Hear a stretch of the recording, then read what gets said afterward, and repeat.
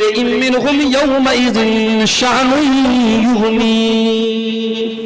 اس دن انسان اپنے بھائی کو دیکھ کے بھاگے گا، اپنی ماں کو دیکھ کر کے بھاگے گا، اپنے باپ کو دیکھ کر کے بھاگے گا، اپنی بیوی کو دیکھ کر کے بھاگے گا، اپنے بچوں کو دیکھ کر کے بھاگے گا۔ اس دن تو ہر انسان کو اپنی فکر ہوگا، بلکہ قیامت کے دن کا تو یہ عالم ہوگا، انسان یہ سوچے گا کہ میری بیوی کو اللہ پکڑ لے مجھے چھوڑ دے، میرے بچوں کو پکڑ لے مجھے چھوڑ دے۔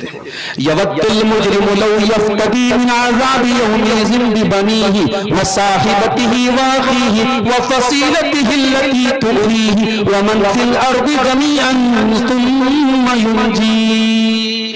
انسان کہے گا اے اللہ میرے بچوں کو تو لے لے مجھے چھوڑ دے، میری بیوی کو لے لے مجھے چھوڑ دے، میرے بھائی کو لے لے مجھے چھوڑ دے، میرے پورے خاندان کو تو پکڑ لے لیکن مجھ کو چھوڑ دے۔ جب اس چھوٹے سے زلزلے کا یہ عالم ہے تو سوچو قیامت کے دن کا زلزلہ کا کیا عالم ہوگا۔ یہ زلزلہ ہمیں سبق دے رہا ہے کہ میرے بندو زمین ذرا سی حرکت کر رہی ہے اور تمہارے خوف کا یہ عالم ہے، تمہاری تباہی کا یہ عالم ہے۔ جو اللہ زمین کو ذرا سی حرکت دے سکتا ہے وہ اذا زلزلت الارض زلزالہا، وہ پوری زمین کو کیا حرکت نہیں دے سکتا ہے۔ اس طریقے کے زلزلوں کو دیکھ کر کے قیامت کے اوپر ہمارا ایمان اور مضبوط ہوتا ہے میرے بھائیوں، آخرت کے اوپر ہمارا ایمان اور مضبوط ہوتا ہے۔ زلزلہ آتا ہے، کتنی محنت سے وہ بلڈنگیں بنی ہوں، کروڑوں کی بلڈنگ تاش کے پتوں کی طرح ملبے کا ڈھیر بن گئی۔ ابھی آج میں نے نیوز دیکھی کہ کئی دنوں کے بعد ایک چھوٹا سا بچہ ملبے کے اندر سے زندہ نکلا، یہ بھی اللہ کی قدرت ہے۔ کروڑوں کی بلڈنگ آج ملبے کا ڈھیر بن گئی، یہ سبب بھی یہ زلزلے دے رہے ہیں۔ او لوگو اس دنیا کی کوئی حقیقت نہیں ہے، یہ دنیا فانی ہے، اس دنیا کی اٹریکشن پر تم نہ جاؤ، اس دنیا کی خوبصورتی پر نہ جاؤ، اس دنیا کی چمک دمک پر نہ جاؤ۔ اس دنیا میں ہر چمکنے والی چیز کی چمک ایک دن ختم ہو جائے گی، ہر رنگین چیز ایک دن بے رنگ ہو جائے گی، ہر نور والی چیز ایک دن اندھیری ہو جائے گی، اس دنیا کی چاندنی ایک دن ختم ہو جائے گی، لاکھوں کروڑوں کی بلڈنگ ایک دن تباہ ہو جائے گی۔ اللہ نے فرمایا سورہ کہف کے اندر انا جعلنا ما علی الارض زینۃ لها لنبلوہم ایہم احسن عملا۔ میرے بندو ہم نے زمین کے اوپر جتنی چیزوں کو بنایا ہم نے اس کو زینت کے طور پر بنایا، ہم نے اس کو خوبصورت بنایا۔ یہاں جوان بھی خوبصورت ہیں، یہاں بچے بھی خوبصورت ہیں، یا لڑکے بھی خوبصورت ہیں، یا عورتیں بھی خوبصورت ہیں، بڑی چارمنگ ہے، بڑا گلیمر ہے، بڑی خوبصورتی ہے۔ ہم نے دنیا کے اندر خوبصورتی کو بنایا، ہم نے دنیا کے اندر زینت کو بنایا۔ وَإِنَّا لَجَائِلُونَ مَا عَلَيْهَا صَعِيدًا جُرُزًا۔ لیکن ایک دن آنے والا ہے جب دنیا کی خوبصورتی ختم ہو جائے گی اور ساری کی ساری زمین چٹیل میدان کی طرح ہو جائے گی، یہ عالیشان بلڈنگیں ختم ہو جائیں گی، یہ بڑے بڑے پہاڑ ختم ہو جائیں گے، یہ ندیاں، یہ سمندر، یہ دریا، یہ پیڑ، یہ پودے، یہ سب ختم ہو جائیں گے۔ وَإِنَّا لَجَائِلُونَ مَا عَلَيْهَا صَعِيدًا جُرُزًا۔ ہم زمین کو چٹیل میدان بنانے والے ہیں۔ جانتے ہو دنیا کی مثال اللہ نے کیا دی ہے قرآن میں؟ سورہ کہف پڑھتے ہو جمعہ کے دن؟ نہیں پڑھتے ہو تو پڑھا کرو، 15 سے 20 منٹ لگیں گے آپ کو پڑھنے میں، لیکن ہر جمعہ کو اگر آپ سورہ کہف پڑھ لیں، اللہ کے پیارے نبی صلی اللہ علیہ وسلم کی صحیح حدیث ہے کہ جمعہ کے دن سورہ کہف پڑھنے سے اگلے جمعہ تک اللہ تعالیٰ کی طرف سے ایک روشنی آپ کو عطا کی جائے گی، ایک نور آپ کو عطا کیا جائے گا۔ 15-20 منٹ کی محنت سے اگر اللہ تعالیٰ کی طرف سے نور مل رہا ہے میرے بھائی تو کیا جاتا ہے ہمارا؟ ہمیں تو ایسے موقع تلاش کرنے چاہیے، ہمیں تو ایسے موقعوں کا فائدہ اٹھانا چاہیے۔ سورہ کہف میں اللہ نے دنیا کی بڑی پیاری مثال دی۔ وَاضْرِبْ لَهُمْ مَثَلَ الْحَيَاةِ الدُّنْيَا كَمَاءٍ أَنزَلْنَاهُ مِنَ السَّمَاءِ فَاخْتَلَطَ بِهِ نَبَاتُ الْأَرْضِ فَأَصْبَحَ هَشِيمًا تَذْرُوهُ الرِّيَاحُ وَكَانَ اللَّهُ عَلَى كُلِّ شَيْءٍ مُقْتَدِرًا۔ اللہ نے فرمایا میرے بندو اس دنیا کی مثال میں بیان کر رہا ہوں، غور سے سنو۔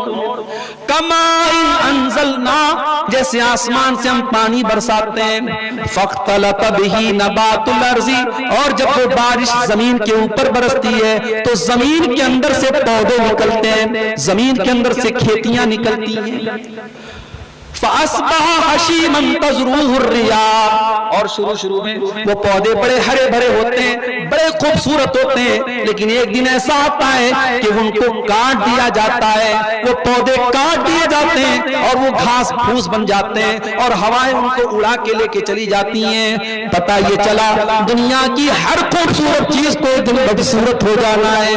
آج 20 سال کا لڑکا ہے، اس کو اپنی جوانی پر بڑا ناز ہے، اس کو اپنے بازوؤں پر بڑا ناز ہے، اس کو اپنی طاقت پہ بڑا ناز ہے، ایک دن ایسا بھی آئے گا اگر تو زندہ رہے گا تو وہ دن بھی تو دیکھے گا کہ تو جھک کر کے چلے گا اور لاٹھی کے بل پر چلے گا اور تجھے کسی کے سہارے کی ضرورت پڑے گی۔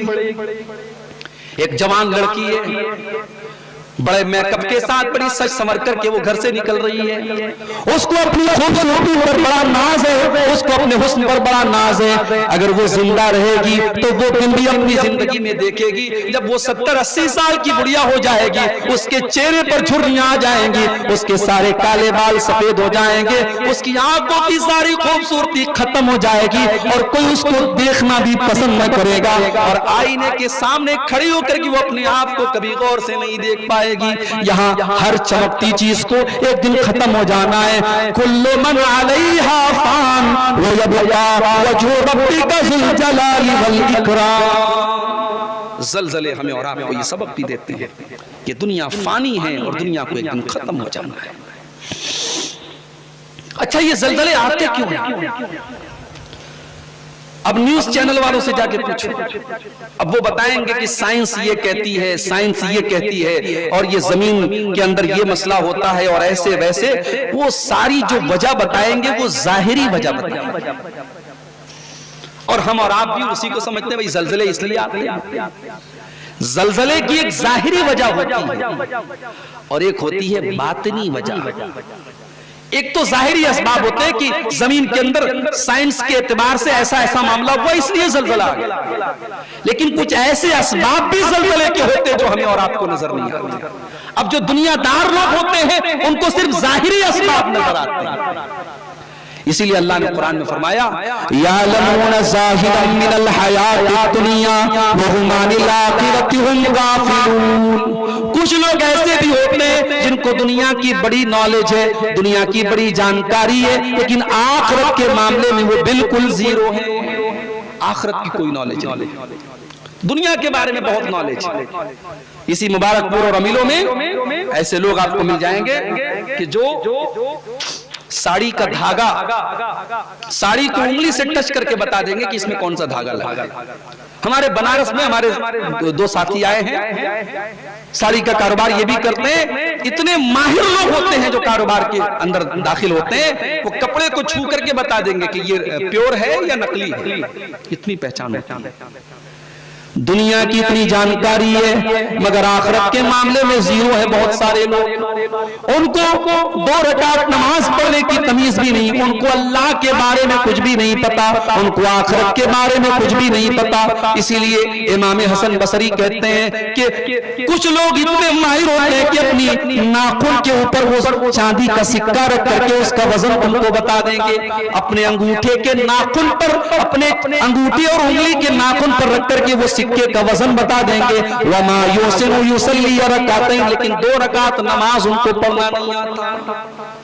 تو جن لوگوں کی نظر صرف ظاہر پر ہوتی ہے ان کے لیے زلزلے بھی نارمل بات ہے، ٹھیک ہے بھائی، جیسے بارش ہوتی ہے، جیسے سورج نکلتا ہے، ایسے زلزلہ آ رہا ہے۔ وہ زلزلے کی سے کبھی عبرت حاصل نہیں کرتے، اس سے ان کے دل پر کبھی ڈر نہیں طاری ہوتا، ان کے لیے زلزلہ ایک نیوز ہے، ایک خبر ہے۔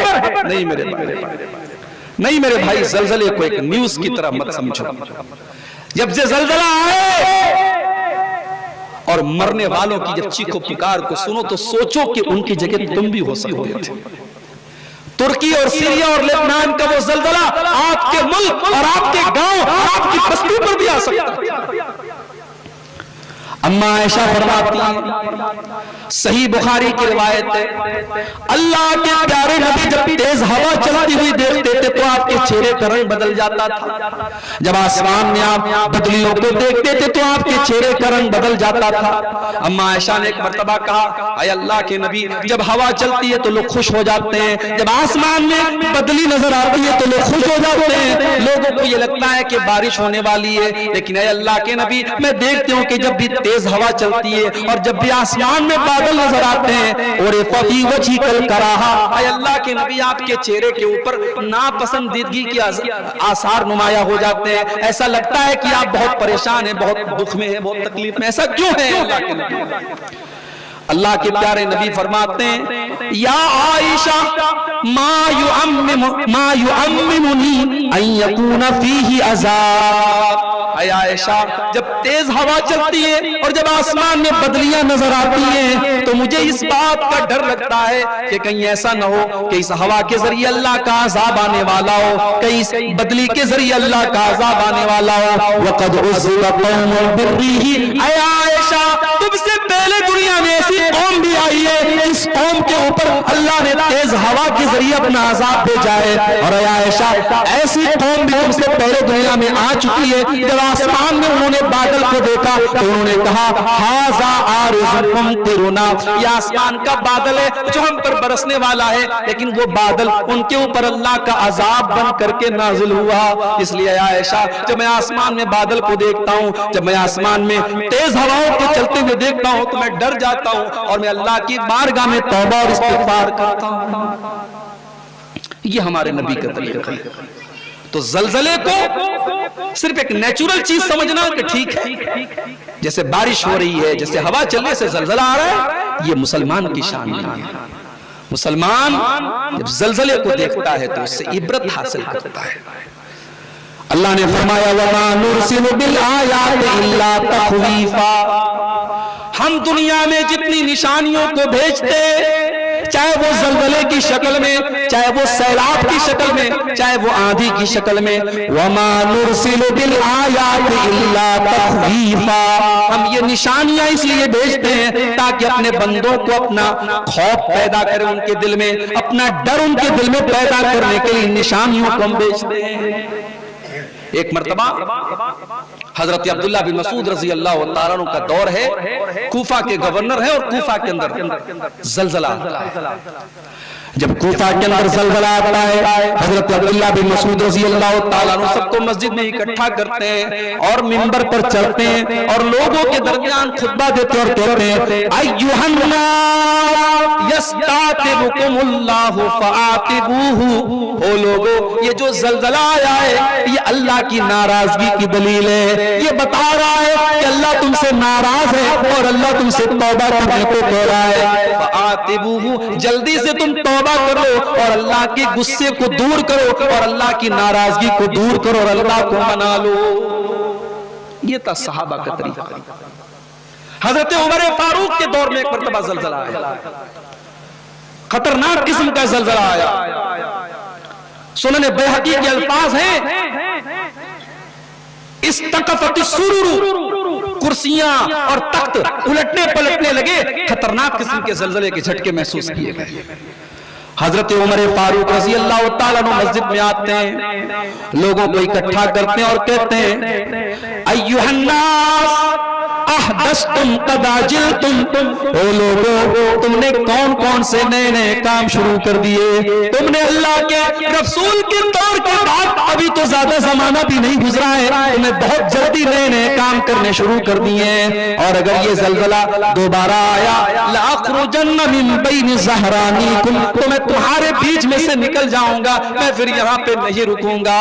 यानी हजरत उमर अपने दौर की बात कर रहे हैं कि अब लोगों में चेंजिंग आने लगी है, लोगों में बदलाव आने लगा है, इसलिए अल्लाह ताला जलजले के जरिए उनको डरा रहा है। ओ लोगों, अगर हजरत उमर आज के दौर में आ जाते और हमारा और आपका हाल देख लेते तो सोचो हजरत उमर क्या कहते। तो ये जो जलजले हैं ये अल्लाह की निशानी है और इन निशानियों को अल्लाह अपने बंदों को डराने के लिए भेजता है। اب سوال یہ بھی پیدا ہوتا ہے، ترکی کے اندر زلزلہ آیا، اگر وہاں ناچنے گانے والے لوگ، وہاں شراب پینے والے لوگ، وہاں زنا کرنے والے لوگ تھے، تو وہاں تہجد پڑھنے والے لوگ بھی ہوتے، رات رات بھر اللہ کی عبادت کرنے والے لوگ بھی ہوتے، اچھی اور متقی اور پرہیزگار لوگ بھی ہوتے، لیکن جب زلزلہ آیا تو سب کے اوپر آیا۔ ایسا کیوں ہوا؟ تو یہ بھی سن لو میرے بھائی، جب زلزلہ آتا ہے تو نیک لوگوں کے لیے وہ بطور آزمائش کے آتا ہے، اچھے لوگوں کے لیے وہ بطور آزمائش کے آتا ہے، ان کو آزمانے کے لیے آتا ہے۔ اللہ نے فرمایا لَنَبْلُوَنَّكُمْ وَلَنَبْلُوَنَّكُمْ بِشَيْءٍ مِّنَ الْخَوْفِ وَالْجُوعِ وَنَقْصٍ مِّنَ الْأَمْوَالِ وَالْأَنفُسِ وَالثَّمَرَاتِ وَبَشِّرِ الصَّابِرِينَ۔ ہم تمہیں آزمائیں گے جان کی کمی کے ذریعے، مال کی کمی کے ذریعے، پھلوں کی کمی کے ذریعے، کبھی بھوک کے ذریعے، کبھی پیاس کے ذریعے، ہم مختلف طریقوں سے تمہیں آزمائیں گے۔ وَبَشِّرِ الصَّابِرِينَ، اور صبر کرنے والوں کو بشارت سنا دیجئے۔ الَّذِينَ إِذَا أَصَابَتْهُمْ مُصِيبَةٌ قَالُوا إِنَّا لِلَّهِ وَإِنَّا إِلَيْهِ رَاجِعُونَ۔ صبر کرنے والوں کی پہچان کیا ہے؟ جب ان کے اوپر کوئی مصیبت آتی ہے، ان کی زبان سے بس ایک ہی جملہ نکلتا ہے، اِنَّا لِلَّهِ وَإِنَّا إِلَيْهِ رَاجِعُونَ۔ ہم اللہ تعالیٰ کی پراپرٹی ہے، اللہ نے ہم کو پیدا کیا ہے، ہم اللہ کے اختیار میں ہیں، اور ہم مر کر کے اللہ ہی کے پاس جانے والے ہیں۔ ان کے اوپر جتنی بڑی بھی مصیبت آئے وہ یہی کہتے ہیں اِنَّا لِلَّهِ وَإِنَّا إِلَيْهِ رَاجِعُونَ، اور وہ صبر کرتے ہیں۔ میرے پیارے ساتھیوں، اگر زلزلے کی شکل میں تباہی اور مصیبت آئی ہے، اللہ کے نیک بندوں کے لیے بطور آزمائش آئی ہے۔ اور مومن کے اوپر جب بھی کوئی مصیبت آتی ہے تو وہ مصیبت جب وہ صبر کرتا ہے، وہ مصیبت بھی اس کے حق میں بہتر بن جاتی ہے۔ اللہ کے پیارے نبی فرماتے ہیں، صحیح مسلم کی روایت ہے، عجباً لامر المومن ان امرہ کلہ خیر۔ مومن کا معاملہ بھی بڑا عجیب ہے، مومن ہر حال میں بہتری اور اچھائی میں رہتا ہے۔ اگر مومن کے اوپر اچھی چیز آتی ہے، خوشحالی آتی ہے، تو مومن اللہ کا شکر ادا کرتا ہے اور وہ خوشحالی اس کی حق میں بہتر ہو جاتی ہے۔ اور اگر مومن کے اوپر کوئی تکلیف آتی ہے، کوئی پریشانی آتی ہے، کوئی مصیبت آتی ہے، اور مومن صبر سے کام لیتا ہے، تو وہ مصیبت بھی اس کے حق میں اچھی ثابت ہوتی ہے۔ ایک حدیث میں تو اللہ کے پیارے نبی نے یہاں تک فرمایا، ما یصیب المسلم من نصب ولا وصب ولا هم ولا حزن حتى الشوكة يشاقها الا كفر الله بها خطاياه۔ اللہ کے پیارے نبی فرماتے ہیں کہ مسلمان کے اوپر جو بھی تکلیف آتی ہے، جو بھی اس کو چوٹ لگتی ہے، جو بھی اس کو ٹینشن ہوتی ہے، جو بھی مسلمان اور مومن کو تکلیف ہوتی ہے، یہاں تک کہ اس کے پیر میں کانٹا بھی چبھتا ہے، اس کے ذریعے اللہ تعالیٰ اس کے گناہوں کو مٹا دیتا ہے۔ وہ تکلیف اور وہ مصیبت اس کے گناہوں کا کفارہ بن جاتی ہے۔ تو اچھے لوگوں کے لیے یہ مصیبت، یہ زلزلے آزمائش ہوتے ہیں، اور برے لوگوں کے لیے، فاسق و فاجر لوگوں کے لیے، اپنے آنکھوں کا، اپنے ہاتھوں کا، اپنے جسم کا، اپنی جوانی کا غلط استعمال کرنے والوں کے لیے زلزلے عذاب بن کر کے آتے ہیں۔ اللہ نے فرمایا وَمَا أَصَابَكُم مِّن مُّصِيبَةٍ فَبِمَا كَسَبَتْ أَيْدِيكُمْ وَيَعْفُو عَن كَثِيرٍ۔ میرے بندو، تمہارے اوپر جو بھی مصیبتیں آتی ہیں وہ تمہارے اپنے کرتوت کا نتیجہ ہوتی ہیں۔ ظَهَرَ الْفَسَادُ فِي الْبَرِّ وَالْبَحْرِ بِمَا كَسَبَتْ أَيْدِي النَّاسِ۔ او لوگوں، تمہیں زمین کے اندر اور سمندر کے اندر جہاں بھی کوئی تباہی نظر آئے، سمجھ جاؤ کہ وہ لوگوں کے کرتوت کا نتیجہ ہے، وہ لوگوں کے گناہ کا نتیجہ ہے۔ آج آپ دیکھ لیجیے، انسان کے آگے سجدہ کرتا ہے۔ ابھی ہمارے پرائم منسٹر صاحب نے ممبئی میں ایک بہت بڑے مدرسے کا ادگھاٹن کیا ہے۔ میں نے دیکھا کہ اس مدرسے کا، جس مدرسے کا انہوں نے ادگھاٹن کیا، وہ جس فرقے کا مدرسہ ہے، اس فرقے کا جو سب سے بڑا عالم ہے، جس کو وہ سیدنا بولتے ہیں، اس سیدنا کے آگے ان کی ساری جو پبلک ہے وہ سجدہ کر رہی ہے۔ کیا یہ شرک نہیں ہے؟ کیا یہ اللہ کے حق کے ساتھ کھلواڑ نہیں ہے؟ میرے بھائیوں، انسان زنا کرے، انسان چوری کرے، انسان شراب پیے، یہ سارے گناہ ایک طرف ہے، اور انسان شرک کرے، انسان اللہ کا حق کسی اور کو دے، یہ ایک طرف ہے۔ یہ دنیا کا سب سے بڑا گناہ ہے، اور آج اللہ کے بندوں کی کتنی بڑی تعداد ہے جو آج شرک کرتے ہیں۔ تو یہ زلزلے عذاب بن کر کے آ رہے ہیں، اور اسی لیے اللہ نے قرآن میں ہمیں بار بار ڈرایا ہے کہ زلزلے کبھی عذاب بن کر کے بھی تمہارے اوپر آئیں گے۔ قُلْ هُوَ الْقَادِرُ عَلَىٰ أَن يَبْعَثَ عَلَيْكُمْ عَذَابًا مِّن فَوْقِكُمْ أَوْ مِن تَحْتِ أَرْجُلِكُمْ أَوْ يَلْبِسَكُمْ شِيَعًا۔ اللہ نے فرمایا تم پر تین طریقے سے اللہ کا عذاب آ سکتا ہے۔ آسمان سے آ سکتا ہے بارش کی شکل میں، پتھروں کی بارش ہوئی تھی قوم لوط کے اوپر، لوط علیہ السلام کی قوم کے اوپر پتھروں کی بارش ہوئی تھی اور پوری قوم کو اللہ نے الٹ پلٹ دیا تھا۔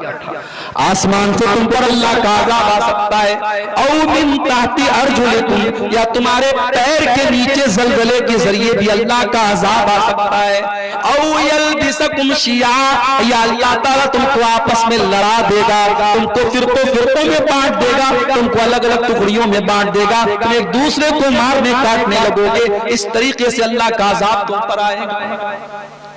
قرآن کے 29ویں پارے کو اٹھاؤ، اللہ فرماتا ہے اَأَمِنْتُمْ أَنْ يَخْسِفَ بِكُمُ الْأَرْضَ اَأَمِنْتُمْ مَنْ فِي السَّمَاءِ أَنْ يَخْسِفَ بِكُمُ الْأَرْضَ فَإِذَا هِيَ تَمُورُ۔ میرے بندو، آسمان میں جو اللہ ہے، جو عرش پر اللہ تعالیٰ مستوی ہے، وہ اللہ اگر تم کو زمین میں پھنسانا چاہے تو تم کیا بگاڑ سکتے ہو؟ زمین ہلنے لگے گی، زمین تھر تھرانے لگے گی، اور وہ زمین کے اندر تم کو دھسا دینا چاہے تو تم کیا کر سکتے ہو؟ تم کچھ نہیں کر سکتے۔ تو زلزلے اللہ کا عذاب بن کر کے بھی آتے ہیں میرے پیارے ساتھی۔ اب ایک سوال یہ پیدا ہوتا ہے کہ جب یہ زلزلے آئیں تو ہماری اور آپ کی ذمہ داری کیا ہے؟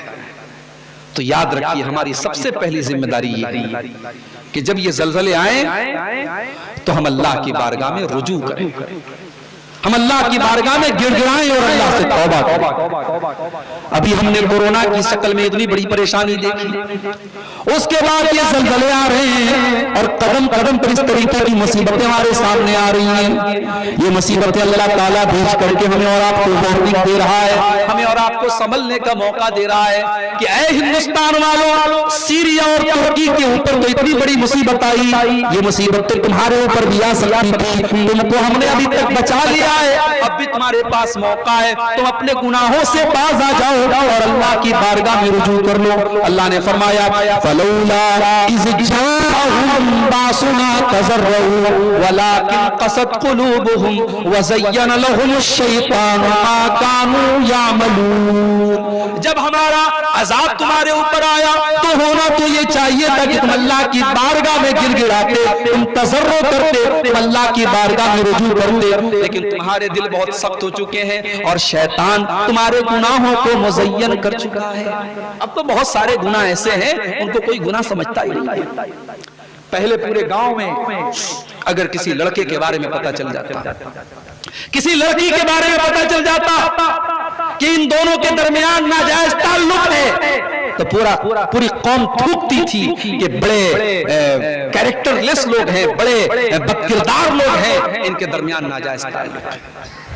آج تو سوشل میڈیا کا دور ہے، آج تو فیس بک اور انسٹاگرام کا دور ہے، آج تو ہر گھر اور ہر گلی اور ہر محلے کے اندر اس طریقے کے واقعات ہم کو نظر آ رہے ہیں۔ آج سوشل میڈیا نے نوجوان لڑکیوں کو کہاں تک پہنچا دیا ہے میرے بھائیو، آپ تصور نہیں کر سکتے ہیں۔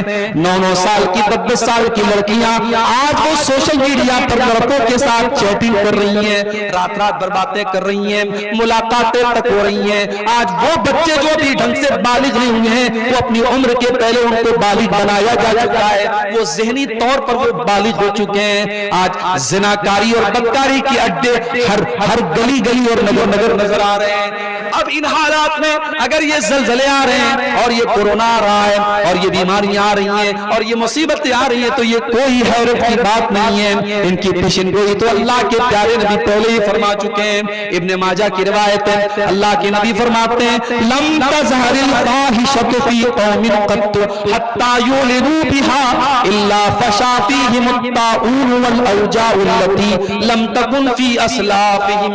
جب بھی کسی قوم میں بے حیائی پھیلے گی، زناکاری پھیلے گی، بدکاری پھیلے گی، اس قوم کے اوپر طاعون کی بیماری اور ایسی ایسی بیماریاں جن کا نام ان کے باپ دادا نے نہیں سنا تھا، وہ بیماریاں ان کے اوپر مسلط ہو جائیں گی.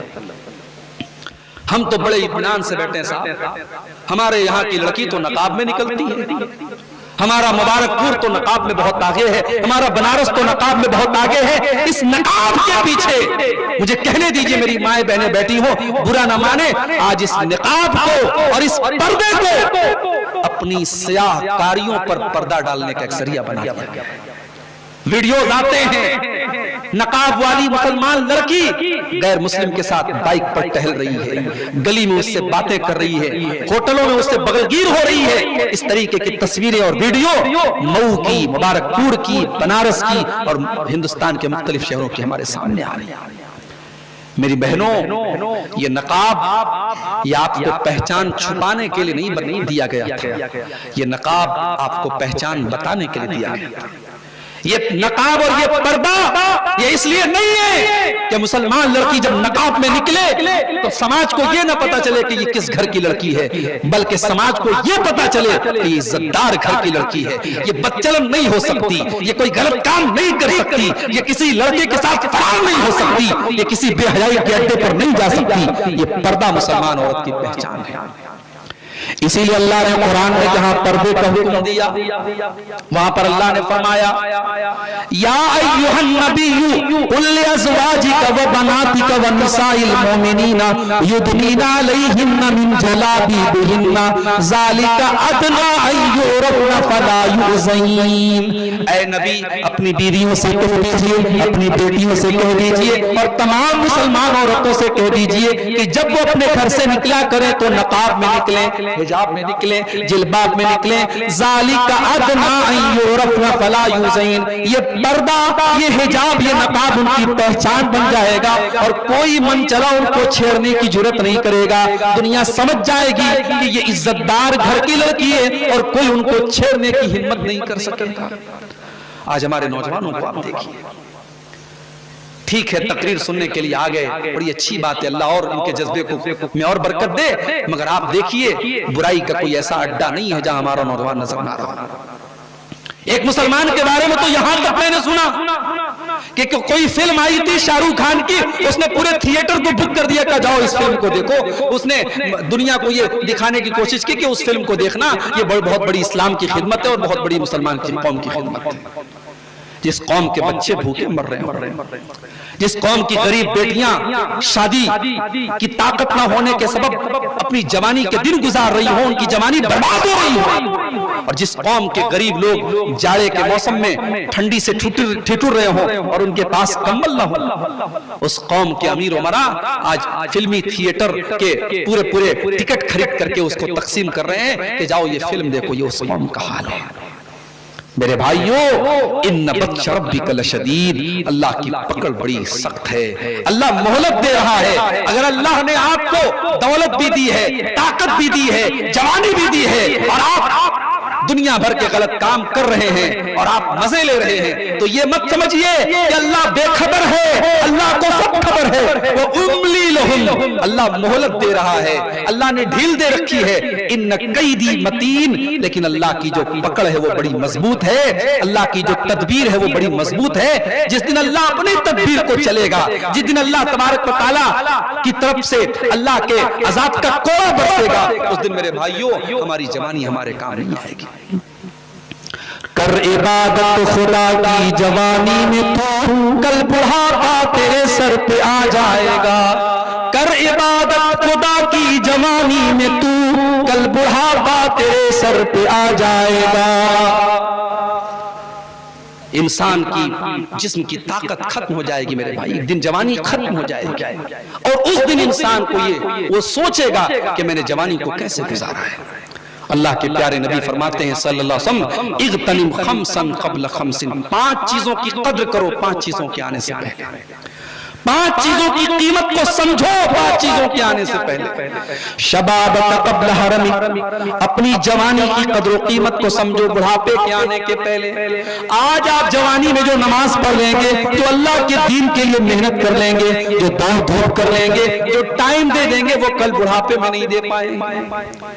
हमने अपनी जवानी को मनमानी गुजारना शुरू कर दिया और हमने ये सोच लिया कि हम बुढ़ापे में खूब नेकी कर लेंगे। क्या गारंटी इस बात की है कि कल बुढ़ापा आप देख लेंगे? क्या तुर्की के अंदर जो जलजला आया, क्या उस जलजले में मरने वाले सब 70 साल के बूढ़े हैं? नहीं मेरे भाइयों, उसमें 5-5 महीने के मासूम बच्चे भी हैं, उसमें 20-20 साल के जवान लड़के भी हैं, उसमें 18-18 साल की लड़कियां भी हैं। अपनी जवानी को गनीमत समझो, इसके पहले के बुढ़ापा आ जाए।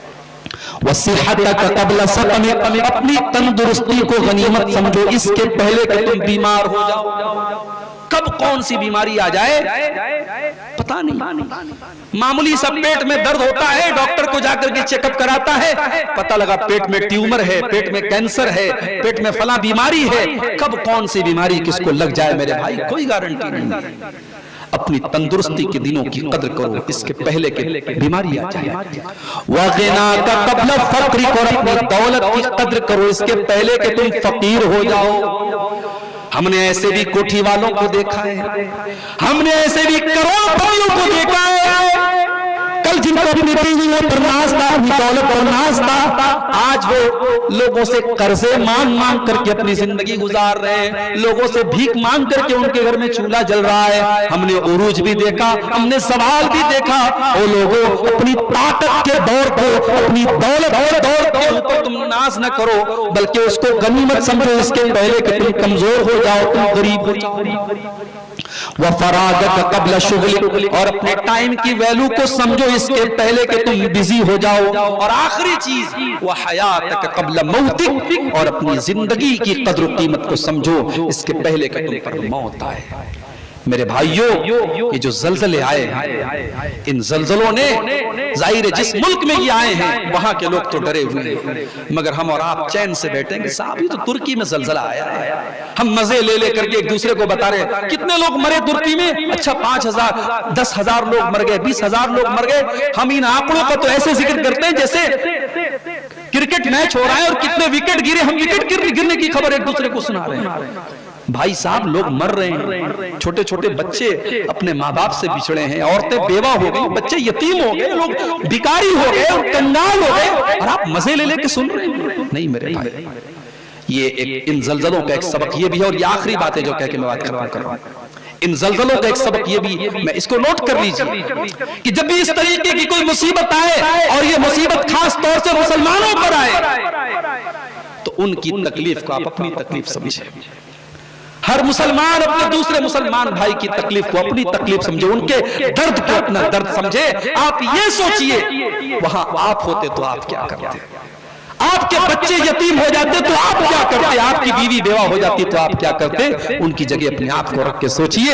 इसीलिए अल्लाह के प्यारे नबी ने फरमाया, अल मुमिनु लिल मुमिनि कल बुनियान यशुद्दु बाज़ुहु बाज़ा, मुसलमान मुसलमान के लिए वैसे है जैसे एक बिल्डिंग होती है, एक इमारत होती है, इमारत का एक हिस्सा दूसरे हिस्से को ताकत देता है, एक मुसलमान दूसरे मुसलमान को सपोर्ट करता है। आज अल्हम्दुलिल्लाह तुर्की के ऊपर इतनी बड़ी मुसीबत आई, सऊदी अरब के इख्तिलाफात है तुर्की से, मगर सऊदी अरब बढ़कर करके उसकी मदद कर रहा है। और तुर्की के जो सदर हैं उर्दुगान, अभी उनका बयान भी आया है कि हमारी मदद करने में सऊदी अरब बहुत आगे है, और हिंदुस्तान से भी काफी मदद गई है, और हमारी इंडिया की जो फौज है वो भी वहां मदद करने के लिए गई है। अल्लाह ताला उन मजलूमों की मदद फरमाए। हमें उनकी मदद भी करनी चाहिए अगर हम कर सकते हैं तो, और नहीं कर सकते तो दुआ तो कर सकते हैं। सबसे अदना दर्जे की जो हम मदद है, कम से कम उन अपने मुसलमान भाइयों के लिए हम दुआ करें कि अल्लाह उनकी इस मुसीबत को जल्द से जल्द दूर करे, और जो नुकसान हुआ है अल्लाह ताला उसकी तलाफी कर दे। ये भी हमारे ऊपर एक फरीजा बनता है मेरे भाइयों। तो इन जलजलों के जो वाकयात और ये जो कुदरती आफतों के जो वाकयात आ रहे हैं, इनको हम अल्लाह का कहर समझें और अल्लाह की तरफ से एक वार्निंग समझें, और इसके पहले कि वो मुसीबत हम पर आए हम अपनी इस्लाह कर लें। अल्लाह से दुआ करते हैं रब्बुल आलमीन हमें कहने सुनने से ज्यादा अमल की तौफीक अता फरमाए।